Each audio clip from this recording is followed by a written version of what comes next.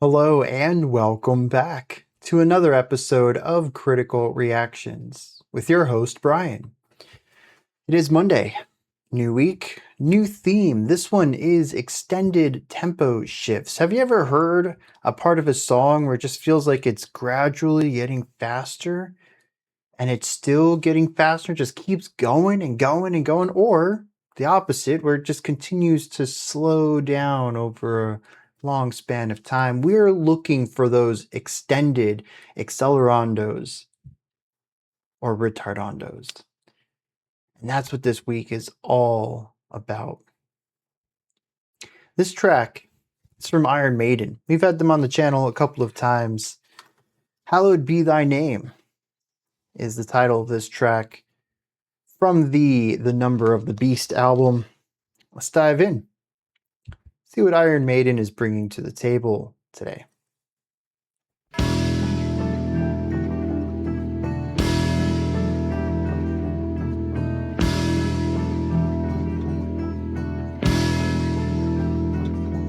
I'm waiting in my cold cell when the bell begins to chime, reflecting on my past life, and it doesn't have much time, 'cause at 5 o'clock they take me to the gallows pole.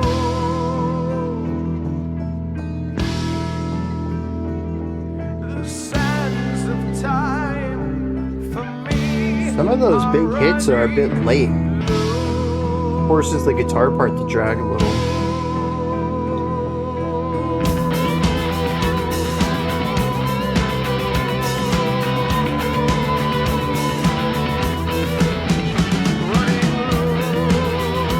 Pedal tone on the bass.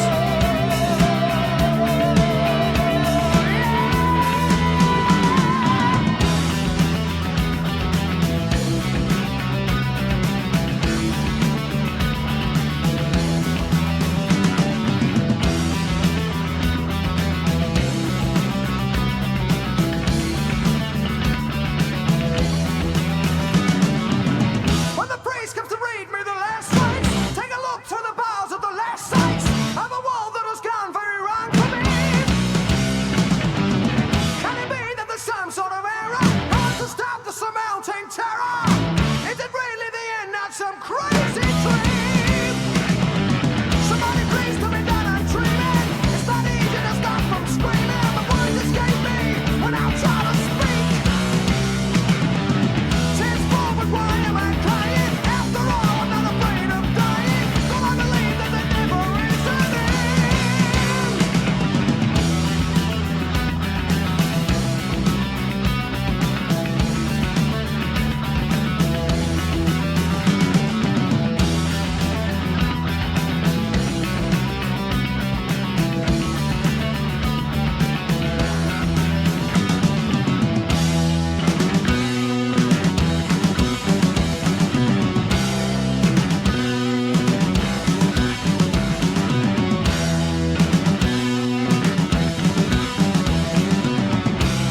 Nice to hear the bass participating in this riff.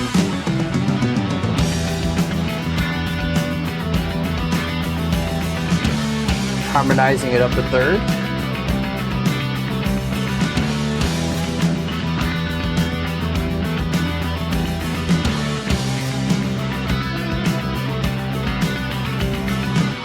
As the gods must be out to the culture, somebody cries from the cell, got me with you.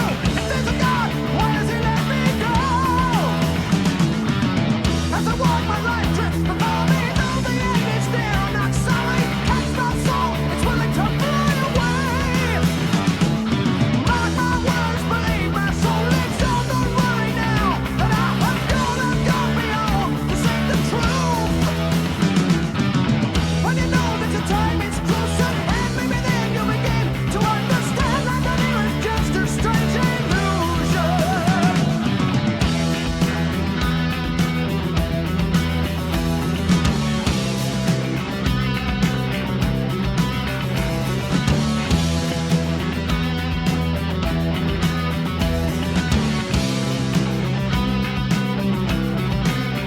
getting a lot of mileage out of these two riffs.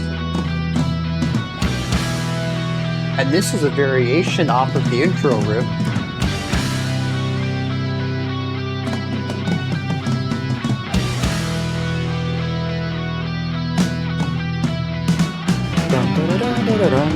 It's the same key tones, just without the embellishing elements, just the arpeggiation.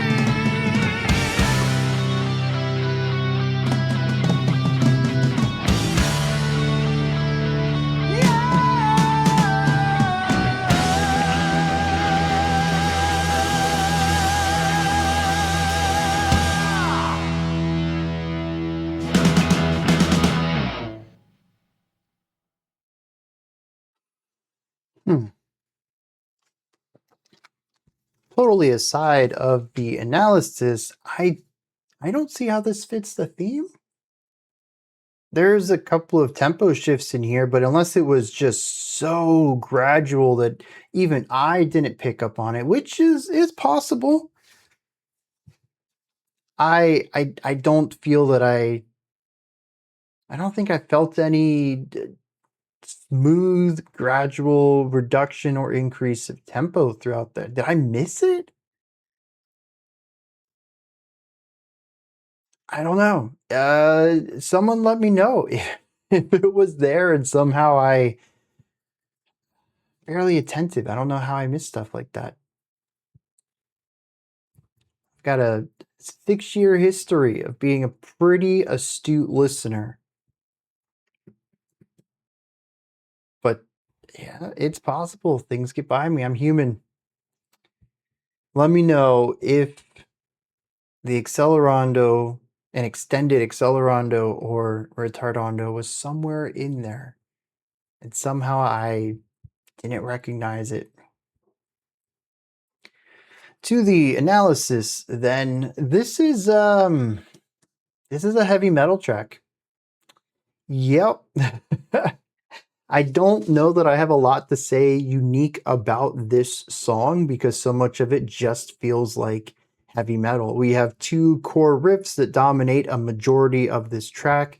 We have, I don't know if we had a chorus in here, but we had a vocal section an instrumental section, a vocal section, an instrumental section, a bridge. Then we did the vocal section and alternating instrumental sections again, and did another bridge into the outro. The first bridge was more pre-composed. The second bridge was solos, probably still pre-composed, but not dual lines. We had a trading off solo section there. The riffs themselves are very metal, pentatonic style. They got that metal bite to them. I don't feel too much emotion in this other than driving, not even aggression. Aggression's more like a modern metal sound, but it's driven. It's forward paced. It's got that bite to it, a little bit of edge. A lot of that comes from the sound, though, the distorted guitars, the bite they have. It's just a metal song to me at the end of the day. And I know that sounds a bit dismissive. I don't know any other way to word it. I know that this, Iron Maiden isn't like every other heavy metal band out there, but when I listen to stuff like this, it sounds like every other heavy metal band out there. The building blocks of it are very similar to a lot of other heavy metal I've heard. So there's nothing in here that really stands out to me as something that I could speak about this uniquely. If you've listened to my reactions, my analysis on any other heavy metal groups, especially stuff that, sticks to this kind of idea. You got a drum machine in the background. The drummer is just a beast at just locking into a specific idea and running with it for an entire song. Even the drum fills started to become very standardized. I didn't hear a lot of expression in that. It was just a way to punctuate the end of a 16-bar phrase and then start the idea over again. The guitar riffs, again, we have 7 minutes of 2 riffs in here. It is incredibly repetitive. If you're a riff kind of guy, this riff is pretty cool. I'm not too much of a riff head, though. I found I needed something more here, and it never really delivered in that realm. The solos were nice, though. We'll touch on that later. And then the bass is a lot of pedal tone. A lot of pedal tone. The vocals are large. Forward projection, lots of reverb, very powerful theatric vocals. Lots of vocalists were doing this for this style of music. So again, it's a cool track. I'm not saying it's bad in any way. I enjoyed my time with it. There's just nothing much here that would, and the thing is too, let me finish that. There's nothing much here that would make me want to dive more into Iron Maiden. But I think that this is just more of a traditional track from them. Again, there's no chorus, so that's interesting, but I feel like the instrumental parts kind of take the place of that. So we still have an A and a B section. They're just not both vocally driven. But we have heard Iron Maiden in the past, I think during a live stream. Editor Bryan will take care of that. He'll throw something up there if you want to check that out. But it was more diverse, maybe a little more progressive with the structure. And I remember quite enjoying that one. I think it was a live video too. And maybe the stage production also caught my attention a little more. But yeah, this just... it's a solid track, just not grabbing me. I'm not a metalhead, though. I'll be the first to admit that this kind of music is not my cup of tea. So let's get into some more objective ideas, though. The riffs in here are solid. Right from the get-go, I was kind of sold on both of them. There's lots of driving energy.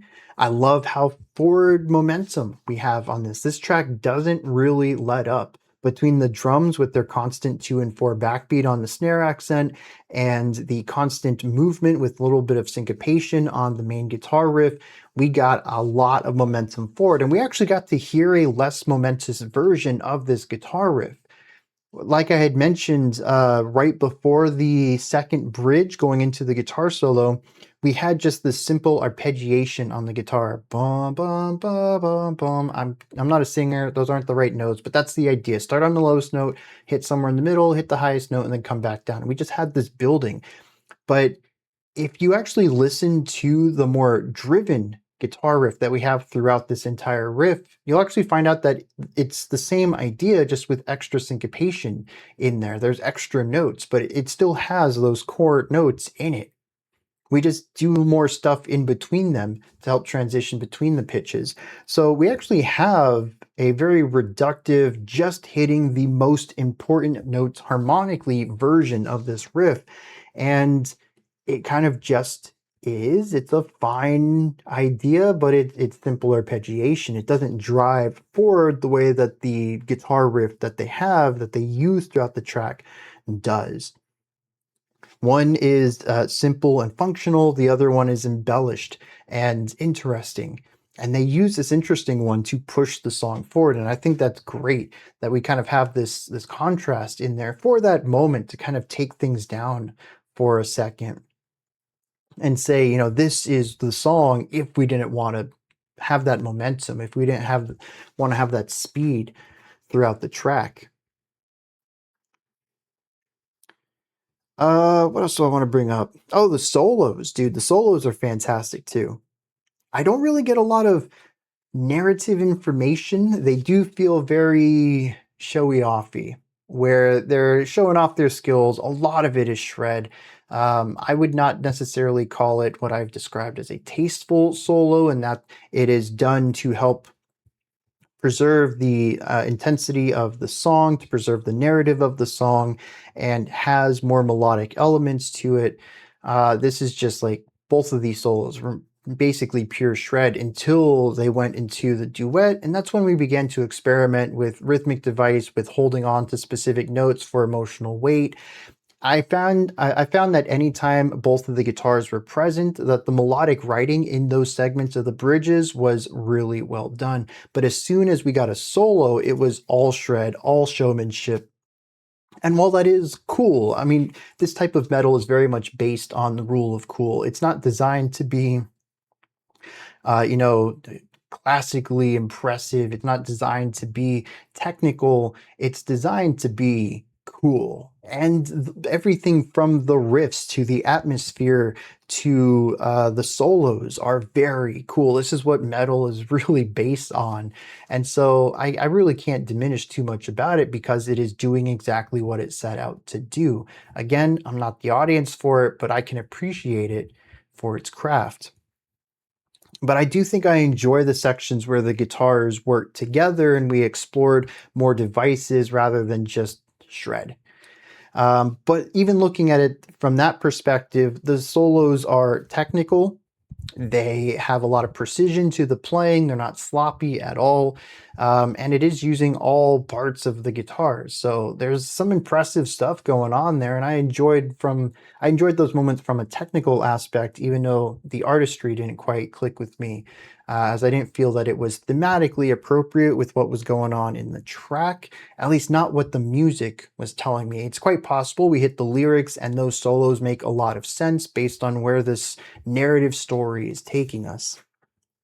But I did still find them impressive and interesting to listen to at the time. It's not one of those solos I would come back to a million times just because it was so perfectly executed in all numbers of ways. It's just a really solid metal solo. Iron Maiden fans, if this is your favorite track, if that was your favorite solo of all time, feel free to roast me. We have opposing opinions. That's cool. Let me know though if you know, if I'm sitting over here just kind of, I'm not trashing it, but just not agreeing with you on your favorites here. What else about this track? There is a small bit of emotional shift towards the beginning of the song, and I liked this. There's a heaviness, a weight to the beginning. The heavy vibrato on the vocalist really helps sell the heaviness of this because it's theatrical. It's overdone. It's heavily embellished. It feels larger than life.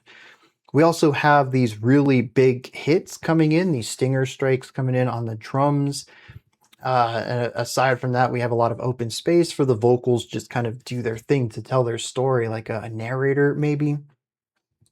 This emptiness with these heavy hits do a great job contrasting against the driven element elsewhere in the track. There is a heavy weight. There is a, I don't know. It's possible that there is something our protagonist, our narrator, doesn't want to do. The majority of this track is them being thrust in that direction, like a speeding train that they can't get off. They're going to arrive at their destination eventually, but here they're kind of dragging their feet. It's trying to avoid it or get away from it, or maybe it's just dread. I don't know. But it is this heavy weight that does a great job of showcasing this, again, weight. I feel like I've said that word too many times, but it's what this song is at the beginning. And to kind of see them not want to reach this destination and then get put into the type of speed and momentum that we have afterwards is phenomenal storytelling. And maybe even the solos at the end getting more intense. I mean, we're coming up to what, like the 5.5, 6 minute mark when the solos kick in. So it could be that they're fast approaching, and that's the anxiety, the dread turning into fear as the destination is upon them. Whatever's about to happen is no longer something in the distant future, but something happening now. And it's the racing of the mind, the racing of the heart, the adrenaline kicking in. I don't know, just a hypothesis right here. We'll get into the lyrics in a bit. Maybe that solo section was more poignant than I let on initially, now that I'm starting to vocalize some of my thoughts. But I do like how the intro juxtaposes the rest of the track. I will say a huge issue I had with the intro was just how frequently the timing was weird. I mentioned that the drummer was consistently behind the beat, constantly pulling the guitars back, dragging them down. This is thematically interesting, but not consistent enough for me to give the benefit of the doubt that it was intentional. Sometimes we would get these back to back, 2 drum strikes in a row, because, you know, like I said, you hit the drums and then there's all this dead space. And then after like 2 bars or something, there's another big heavy drum hit. Sometimes back to back, we'd get 2 that are behind the beat. Then we'd get like 4 that are right on. And then we get 1 that just drags the song just a hair bit behind again. I noticed this towards the middle of the track too. I don't remember what section it was, but I thought the drummer had been pretty consistent up until a certain point. And I felt that, dang, you know, they were dragging again. But it was once again a section with space. And I feel like for some reason the drummer just doesn't have a good internal metronome if they're not playing. I don't know if that's true, but that's the image I get from this track. That's the gist I get from it. Because they're fine if they keep it going. But the minute that they have to take a break, there's chances that they just don't come in on the beat. And like I said, it's thematically appropriate, at least at the beginning. I don't think so much in the middle of the track when I picked up on it again. The beginning feels like dread. It feels like dragging of the feet, but it doesn't feel intentional. And maybe that doesn't matter. Maybe intentions don't matter in art if the end result still works. But it is something that has just been drilled into me, you know, playing academically for as long as I did, about a decade. You know, you just don't drag, you don't speed up, you don't rush, you stick with the tempo of the band. You know, any sort of metric changes, any sort of temporal changes are purposefully put in there either by the composer or the conductor for an emotional effect. You don't get to make that up on the fly. And so when I hear people rushing and dragging, it's just this instinct, it's this gut feeling like, dude, get on the beat, let's go, speed it up, get that internal metronome or you'll be replaced. There's another drummer who wants that spot. And I know that's not true in a rock band, but you know, in my experience of playing, there's always somebody who'd rather have your seat, who'd rather have your part. You got to keep up. If you want to be, you know, first chair trumpet, you got to be a first chair trumpet. You start dragging, you start making mistakes, someone else will take that spot from you. Someone else will take that part. You practice, you get it right. And so, like I said, that's just drilled into me. When I hear stuff like this, it brings that back up. I don't think there's any way I'll ever get away from that. It's one of my biggest issues listening to a lot of doom metal. But we are getting off the topic here. Back to Iron Maiden. I think that about covers everything I wanted to bring up because there is, it is 7 minutes, but a lot of it is just two ideas. But we touched on the solos, we touched on the vocalist, the intro, the riffs, the lack of strong bass presence. I guess the bass is here. It sounds fine. It's just a lot of pedal tone. And the drums, the drums lock into a beat for most of this. So let's hit some lyrics. As expected, given my previous exploration into Iron Maiden's lyrics, at least I think we've done Iron Maiden's lyrics in the past. I'm pretty sure we haven't just had them on live stream. Anyways, it is very surface level, very straightforward. It tells a story no different than a novel or a poem would. Talks about someone waiting in a cold cell when the bell begins to chime. Says they reflect on their past life. Because at 5 o'clock, he's going to go to the gallows pole. The sands of time for him are running low. The first verse, he says that a priest comes to read him his last rites. But he says, could there be some sort of error? Is this not some sort of crazy dream? He wonders if this is real at all. Maybe there's a way to get out of this. Verse 2, he says that he finds that he's crying. He wishes he could escape from this, that he actually is dreaming, that someone can release him from this nightmare. He says, though, he's not sure why he's crying at all because he's not afraid of dying. Then we have the first instrumental break, which is primarily an exploration of new riffs, as well as the harmonized guitar work. I don't really find that it pushes forward the story too much, but it does sit within this vibe really well. Verse 3 says that someone cries out from another cell, God be with you, and he questions if there is a God, why is he going to let this happen? As he walks closer, though, to his death, he finds that he's not sorry. He's sure that his soul is going to just fly away.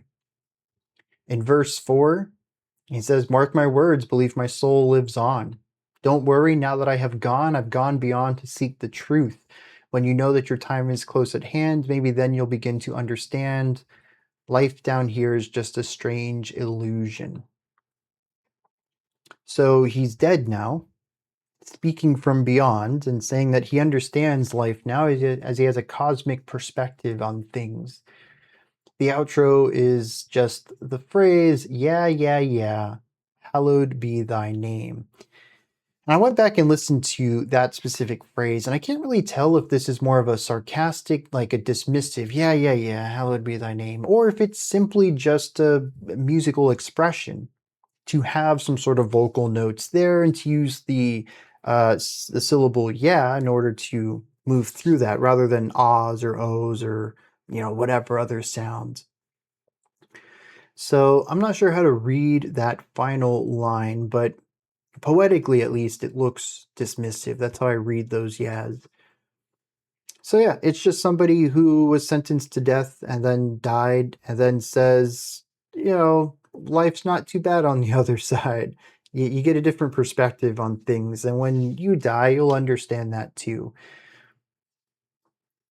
There is dread throughout here, and I think that's captured pretty well at the beginning of this track, but not so much through majority of the rest of it, and the driven guitar solos come after he's died, so the acceleration of anxiety that I thought they might have represented isn't quite true. It would have to be in perspective of this new look on life as, viewing our time live. He says it's a strange illusion. And I'm not sure how to interpret the solos there. My best interpretation would simply be that that was a good place to put some guitar solos so they shred, as metal guitarists tend to do. It's there because it sounds cool. Rule of cool, once again, that's metal's MO right there. But these are just my thoughts on Iron Maiden's Hallowed Be Thy Name. What did you think of this track? Is there anything that stood out to you? Anything that you would like to add on to what I said or correct me on? Do you have a totally different take, perspective, or opinion on this? Let me know. Put all of that, as well as anything else you'd like to, into the comment section below. Above that, in the description box, you can find a link to Linktree. It takes you here. You can find links to my music, ways to support the channel, a link to the Discord server, and so much more. Above that, if you could, like, subscribe, and ring the bell. I greatly appreciate all three of those. I'll be back tomorrow, 5 p.m. Eastern Standard Time, 9 p.m. UTC as usual. Until next time, remember to be critical, not cynical, of the music you listen to, and have a fantastic morning, afternoon, or evening, whenever you choose to watch my videos.